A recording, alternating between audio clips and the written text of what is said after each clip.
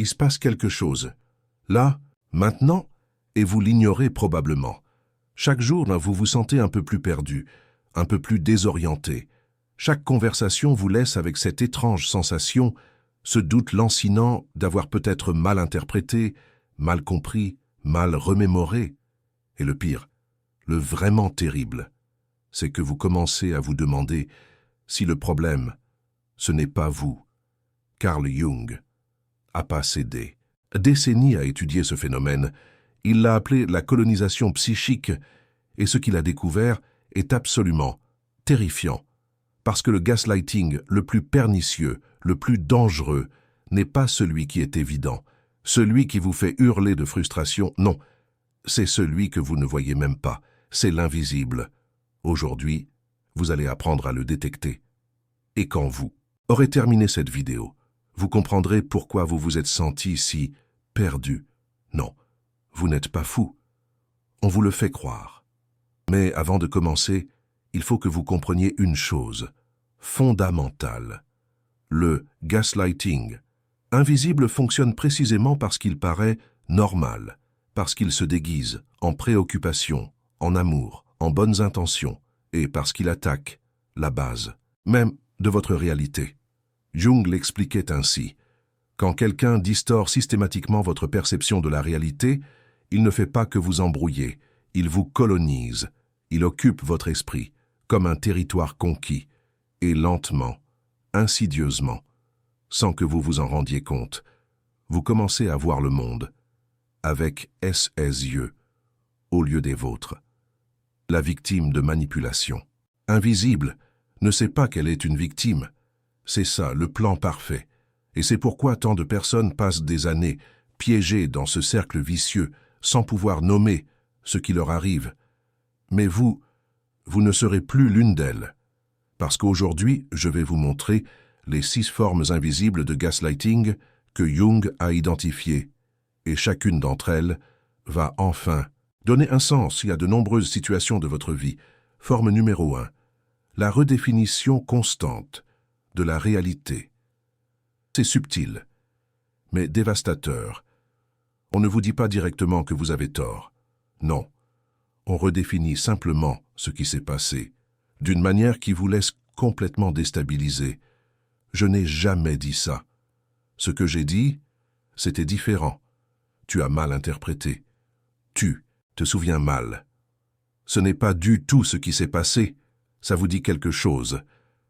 Jung expliquait que notre perception de la réalité dépend de la mémoire et de la confirmation sociale. Quand quelqu'un nie systématiquement votre version des faits, votre cerveau entre en conflit. D'un côté, vous vous souvenez de ce qui s'est passé. De l'autre, quelqu'un en qui vous avez confiance vous dit que ce n'est pas ça. Et le cerveau humain, pour éviter la dissonance cognitive, a tendance à s'ajuster à la version la plus persistante. Pas à la vraie, non, à celle qui est répétée, avec le plus de conviction. Ce qui signifie que, si quelqu'un vous dit, avec suffisamment d'assurance, que vous avez tort, même si vous avez raison, vous finirez par douter. Un exemple concret. Une femme se souvenait clairement que son conjoint lui avait promis de l'accompagner à un rendez-vous médical important. Le jour venu, il n'est pas venu. Quand elle lui a demandé des comptes, il a répondu, avec un calme déconcertant. « Je n'ai jamais dit que j'irais, j'ai dit que j'essaierais. Tu as supposé que c'était un engagement. » Elle était sûre qu'il avait dit qu'il irait, mais son ton était si convaincant, si assuré, qu'elle a commencé à douter de sa propre mémoire. Peut-être qu'il a dit que j'essaierais. Peut-être que j'ai entendu ce que je voulais entendre. Ça s'appelle la redéfinition rétroactive, et c'est l'un des outils les plus puissants du manipulateur invisible. Parce qu'il ne vous attaque pas directement. Il vous pousse à vous attaquer vous-même. La question que vous devez vous poser, c'est celle-ci. À quelle fréquence finissez-vous par vous excuser, de vous souvenir de quelque chose, différemment de la façon dont l'autre personne le raconte? Si la réponse est « souvent », vous êtes probablement en train de vivre cette forme de gaslighting. Mais attendez, parce que la deuxième forme est encore plus difficile à détecter. Forme numéro 2, l'invalidation. Émotionnelle, déguisée en logique, c'est la préférée. Des manipulateurs intellectuels, ces personnes qui ont toujours un argument rationnel pour expliquer pourquoi vos émotions ont tort. Ça n'a aucun sens. Logiquement, tu es trop émotionnel. Réfléchis avec ta tête, pas avec ton cœur. Il n'y a aucune raison objective pour que tu te sentes comme ça. Jung était très clair à ce sujet. Les émotions n'ont pas besoin de logique pour être valides. Ce sont des informations de l'inconscient, des messages de votre psyché profonde qui vous disent quelque chose d'important.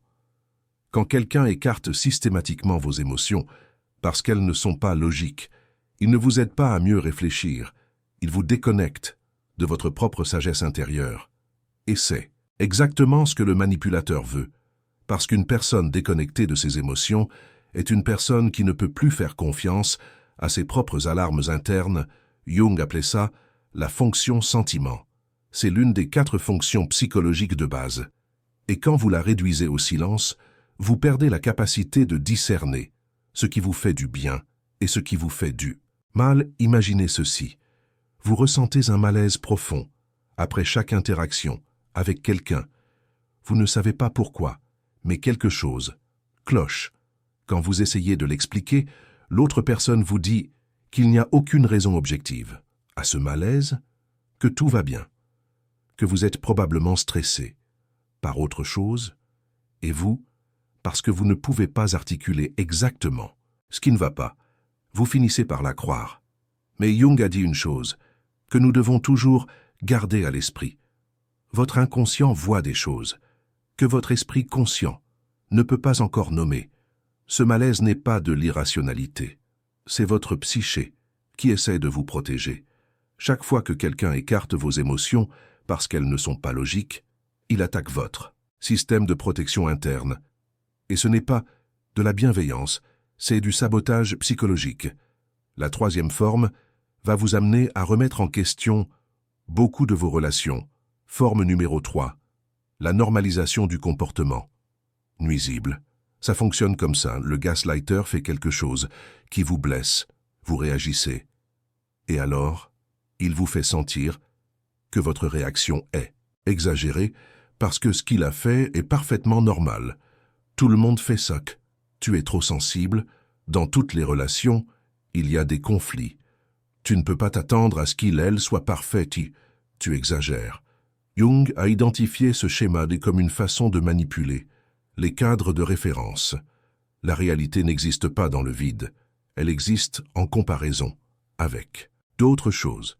Et si le gaslighter peut vous convaincre que son comportement est normal, alors votre malaise devient le problème. C'est un truc brillant dans sa perversité. Ils ne nient pas ce qu'ils ont fait. Ils le normalisent. Et ce faisant, ils vous transforment en la personne problématique parce que vous ne l'acceptez pas.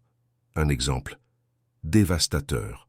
Une femme dont le conjoint l'ignorait pendant des jours, après chaque désaccord, est allée en thérapie, en pensant qu'elle était trop exigeante, parce qu'il lui avait dit tellement de fois que tout le monde a besoin d'espace, que tout le monde fait ça, que c'était normal. Qu'elle a fini par croire que son besoin de communication était le véritable problème. Ce n'était pas le cas. Le traitement silencieux prolongé est une forme reconnue d'abus émotionnel, mais elle ne s'en rendait pas compte, parce qu'il avait normalisé son comportement, jusqu'à ce qu'elle cesse de le remettre en question. La question scellée ici est la suivante. Combien de fois avez-vous accepté un comportement qui vous blessait, parce que quelqu'un vous a convaincu que c'était normal? Si vous avez commencé à douter de vos propres limites, vous avez probablement été victime de cette forme de manipulation. Mais la 4e forme est celle que Jung considérait comme la plus dangereuse de toutes. Forme numéro 4. La projection systématique. Jung fut le père du concept de projection psychologique, et il a compris comme nul autre comment les manipulateurs l'utilisent comme une arme. La projection fonctionne ainsi. Le gaslighter a des comportements, des pensées ou des intentions qu'il ne peut pas accepter en lui-même. Au lieu de les reconnaître, il les projette sur vous. Il vous accuse de exactement ce qu'il est en train de faire. C'est toi qui es le contrôlant. C'est toi qui es le manipulateur. C'est toi qui veux toujours avoir raison. C'est toi qui n'écoutes pas. Et c'est là que ça devient diabolique. La personne qui reçoit ces accusations commence à s'examiner. Peut-être qu'ils ont raison. Peut-être que je suis contrôlant et que je ne m'en rends pas compte. Cette auto-examination est saine dans des circonstances normales. Mais quand quelqu'un l'utilise comme une arme, elle vous maintient perpétuellement en train de vous remettre en question, pendant qu'eux continuent avec exactement le comportement dont ils vous accusent. Jung disait que l'ombre projetée est presque impossible à voir en soi-même. Le manipulateur croit véritablement que vous avez les défauts qu'il ne peut pas reconnaître en lui-même. Et cette conviction rend ces accusations incroyablement sincères. Un schéma classique. La personne qui vous accuse d'être jaloux est celle qui est en train de fouiller dans votre téléphone quand vous ne regardez pas. Celle qui vous dit que vous êtes trop sensible est celle qui explose pour un rien. Celle qui vous accuse de ne pas écouter est celle qui ne vous laisse jamais terminer une phrase. Si vous vous trouvez constamment à vous défendre d'accusations qui sonnent comme des descriptions du comportement de l'autre personne, vous êtes en train de vivre une projection systématique. Mais il y a encore 2 autres formes, et la 5e est celle qui détruit le plus silencieusement votre confiance. Forme numéro 5. La microcritique constante déguisée en aide. C'est dévastateur, parce que ça vient envelopper de bonnes intentions. Ça ne vous attaque pas, ça vous aide, ça vous améliore, ça vous corrige. Pour votre bien. Je te dis ça parce que je t'aime. Quelqu'un doit te dire la vérité. Si je ne te le dis pas, moi, qui va te le dire? Je veux que tu sois la meilleure version de toi-même. Jung a identifié ça comme une forme d'érosion du soi. L'identité, expliquait Jung, se construit à travers la confirmation et l'acceptation. Quand quelqu'un vous signale constamment des défauts, même si c'est avec une bonne intention apparente, ça démantèle lentement votre sens de qui vous êtes. La clé ici est la constance et la subtilité. Ce n'est pas une critique grande. Ce sont des centaines de petites observations qui individuellement semblent insignifiantes, mais qui accumulées détruisent votre estime de soi. Ta façon de t'habiller pourrait être meilleure. Cette idée n'est pas si bien pensée. Tu parles trop vite, tu n'aurais pas dû dire ça à la réunion. Tu as du talent, mais il te manque de la discipline. Chacune de ces critiques, isolées, pourrait être valide. Mais quand elles viennent de la même personne, constamment, elles commencent à créer un schéma qui vous dit que vous n'êtes jamais assez, qu'il y a toujours quelque chose à améliorer, que sans cette personne pour signaler vos failles, vous seriez perdu. Et c'est exactement ce que le gaslighter veut, la dépendance, que vous ayez besoin de son approbation, parce que vous ne faites plus confiance à la vôtre. Jung a mis en garde contre ça spécifiquement. Il a dit que les personnes qui vous améliorent constamment veulent rarement que vous soyez meilleur. Elles veulent que vous vous sentiez inférieur, parce qu'une personne qui se sent inférieure est plus facile à contrôler. La question importante ici est la suivante. Après avoir passé du temps avec certaines personnes, vous sentez-vous plus sûr de vous-même, ou moins? Si vous vous sentez consistantement moins bien dans votre peau, peu importe combien ils disent de qu'ils vous aiment, quelque chose va très mal. Et la 6e forme est celle qui complète le cycle de destruction. Forme numéro 6. L'isolement graduel de votre réseau de soutien.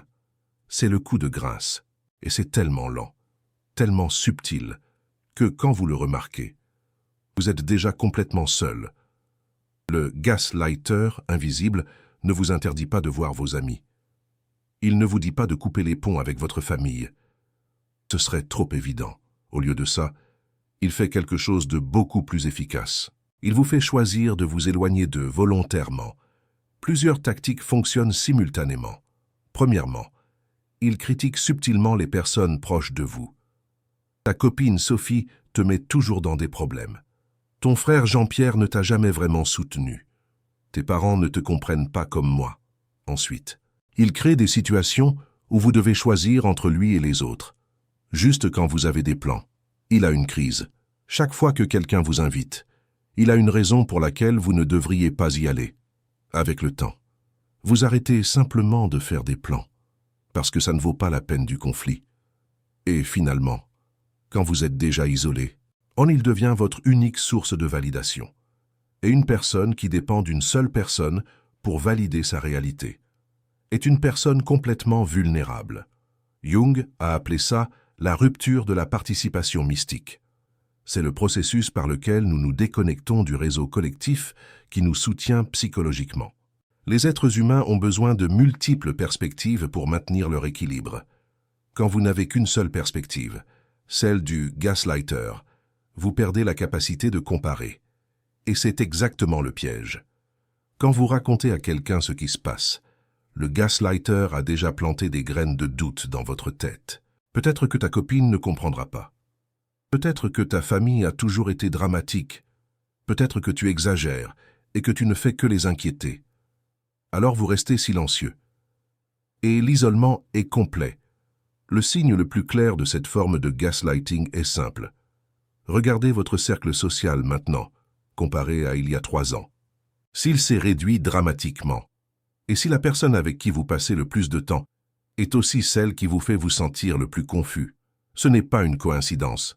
Maintenant, après avoir écouté ces 6 formes, vous pensez probablement à des situations de votre vie. Peut-être que plusieurs d'entre elles ont résonné. Peut-être que vous comprenez maintenant des choses que vous ne pouviez pas nommer avant. Et c'est exactement ce que Jung voulait, parce que nommer quelque chose est le premier pas pour vous libérer de son pouvoir sur vous. Mais avant de continuer, j'ai besoin de vous dire quelque chose d'important. Ce que vous venez d'apprendre dans cette vidéo, c'est de l'information qui peut complètement changer la façon dont vous voyez vos relations. Ce sont des signaux que Jung a documentés et que la psychologie moderne a validés maintes et maintes fois. Ce sont des outils de protection que très peu de gens connaissent.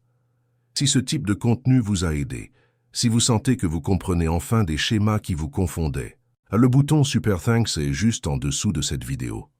Ce n'est pas seulement un soutien financier, c'est votre manière de dire que ce type de connaissances mérite d'exister, que la protection psychologique importe vraiment, que vous voulez que je continue à révéler ce que d'autres préfèrent garder caché. Chaque contribution me permet de continuer à investiguer, à continuer à créer du contenu qui protège vraiment les gens, parce que dans un monde rempli de vidéos superficielles, ceci est différent. C'est une connaissance qui peut sauver votre santé mentale. Maintenant, continuons. Parce que savoir identifier la manipulation mentale n'est que la moitié de la bataille. Vous devez maintenant savoir comment vous protéger. Jung n'a pas seulement décrit les problèmes, il a aussi offert des solutions. Et voici 5 stratégies basées sur son travail que vous pouvez commencer à appliquer dès aujourd'hui. Stratégie numéro 1. Documentez votre réalité. Cela semble simple, mais c'est révolutionnaire. Si quelqu'un vous dit constamment que vous vous souvenez mal, commencez à écrire les choses importantes, les conversations, les promesses, les événements. Pas pour les utiliser contre qui que ce soit, mais pour avoir un ancrage externe de votre propre réalité. Jung parlait du journal comme outil d'individuation, mais il fonctionne aussi comme protection, parce que lorsque vous avez un registre écrit de ce qui s'est passé, il est beaucoup plus difficile que quelqu'un vous convainque que ce n'était pas le cas. Un exemple pratique. Après chaque conversation importante, écrivez brièvement ce qui a été dit. Date, lieu, points principaux. Si plus tard quelqu'un vous dit qu'il n'a jamais dit quelque chose, vous avez une preuve pour vous-même. Vous n'avez pas à confronter qui que ce soit avec cela. Vous avez juste besoin de connaître la vérité. Stratégie numéro 2. Recherchez des perspectives externes. Vous vous souvenez de la 6e forme de manipulation mentale, l'isolement. La meilleure protection contre cela est de maintenir de multiples sources de réalité. Racontez des situations à des amis de confiance, pas pour qu'ils vous donnent raison, mais pour qu'ils vous offrent une perspective. Parfois, lorsque vous décrivez une situation à quelqu'un d'extérieur, vous voyez clairement ce qui, à l'intérieur de la relation, est impossible à voir. Jung appelait cela la fonction de l'autre comme miroir. Nous avons besoin de nous refléter dans les autres pour nous connaître nous-mêmes. Et si quelqu'un vous isole de ces miroirs, demandez-vous pourquoi. Stratégie numéro 3. Reconnectez-vous avec votre fonction sentiment. C'est profond. Si on vous a dit pendant des années que vos émotions sont irrationnelles, vous avez probablement appris à les ignorer. Il est temps de désapprendre cela.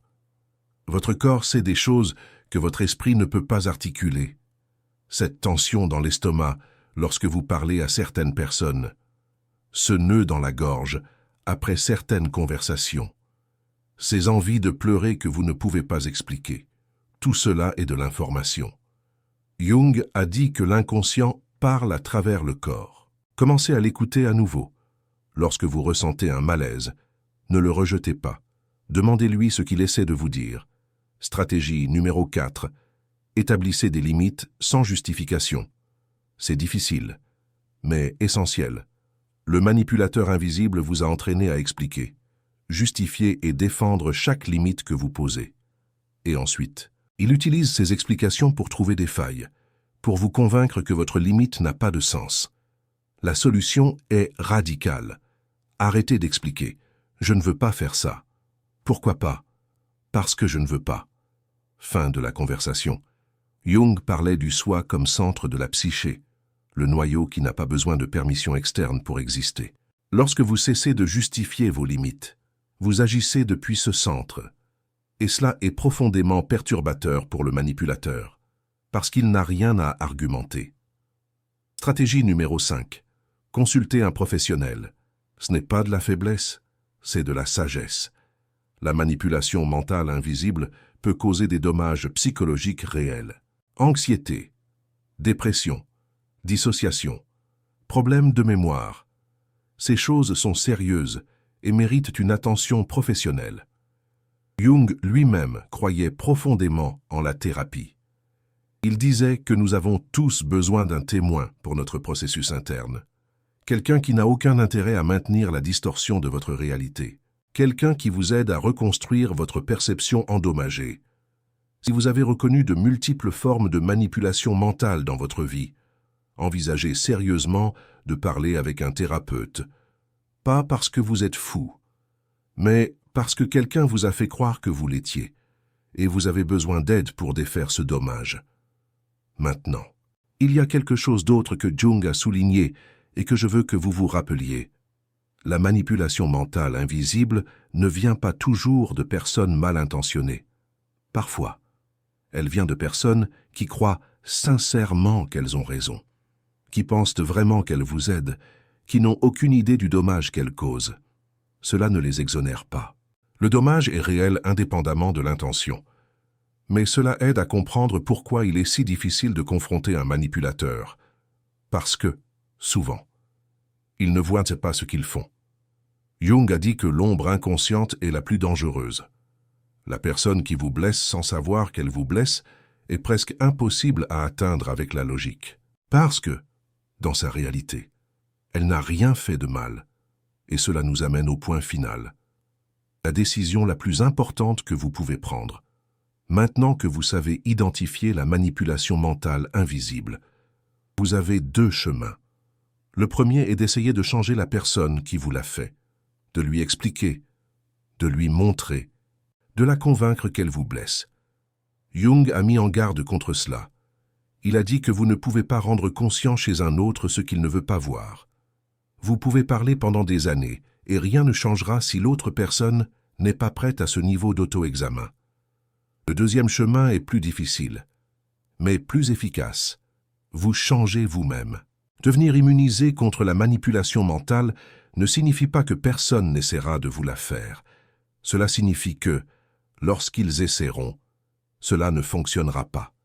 Cela signifie que vous faites confiance si profondément à votre perception, qu'aucune distorsion externe ne peut vous coloniser. C'est ce que Jung appelait l'individuation. Le processus de devenir qui vous êtes vraiment, indépendamment des opinions et des manipulations des autres, c'est un travail de toute une vie. Mais chaque pas que vous faites vous rend plus fort. Et le premier pas est exactement ce que vous venez de faire. Nommer ce qui se passait, maintenant. Vous n'êtes plus victime de quelque chose d'invisible. Maintenant, vous pouvez le voir. Et quand vous pouvez voir quelque chose, vous pouvez vous en protéger. Avant de terminer, je veux que vous fassiez quelque chose. Dans les commentaires, je veux que vous me racontiez. Laquelle de ces 6 formes avez-vous reconnue dans votre vie? Vous n'avez pas à donner de nom ni de détails. seulement le numéro 1, 2, 3, à 4, 5, 6, parce que, lorsque vous écrivez le numéro, vous dites à voix haute ce que vous n'avez probablement jamais pu dire. Vous reconnaissez votre réalité, et c'est le commencement de la récupération. Et si vous avez reconnu plusieurs numéros, si vous sentez que vous avez été victime de multiples formes de manipulation mentale, écrivez le mot « éveil », parce que c'est ce qui vient de se passer. Vous vous êtes éveillé. Vous n'êtes pas fou. Vous ne l'avez jamais été. On vous le faisait croire. Et maintenant, finalement, vous pouvez voir la vérité. Jung l'a dit mieux que personne. Jusqu'à ce que tu rendes conscient l'inconscient. Il continuera à diriger ta vie. Et tu appelleras ça le destin. Aujourd'hui, tu as pris conscience de quelque chose qui était caché. Aujourd'hui, tu as cessé d'appeler ça le destin. Aujourd'hui, tu as commencé à reprendre le contrôle. Et c'est le premier pas vers une vie libre de manipulation. Il y a quelque chose que Jung a découvert chez ses patients qui avaient subi du gaslighting. Quelque chose de beau.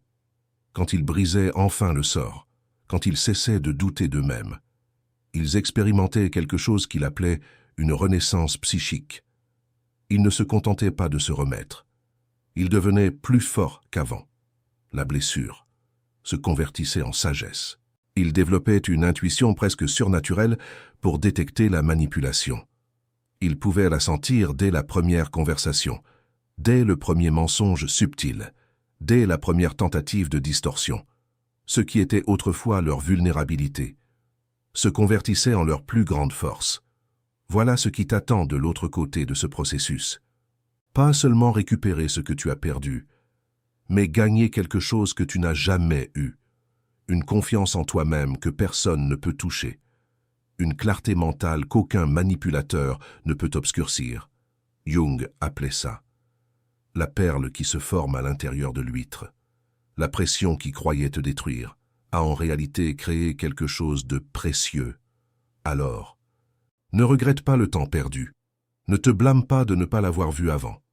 Tout cela faisait partie du processus qui t'a amené jusqu'ici, jusqu'à ce moment d'éveil. Et maintenant, les yeux ouverts, tu peux marcher vers l'avant avec une force que le manipulateur n'avait jamais anticipée. Parce qu'ils ont tenté de te rabaisser. Et au lieu de cela, ils t'ont rendu invincible. Si cette vidéo t'a aidé, partage-la avec quelqu'un qui en a besoin. Il y a beaucoup de personnes là-bas qui se sentent folles en ce moment, qui ne savent pas pourquoi elles doutent d'elles-mêmes, qui croient que le problème, c'est elles. Cette vidéo peut être l'éveil dont elles ont besoin, parce que personne ne devrait se sentir fou à cause des mensonges d'un autre.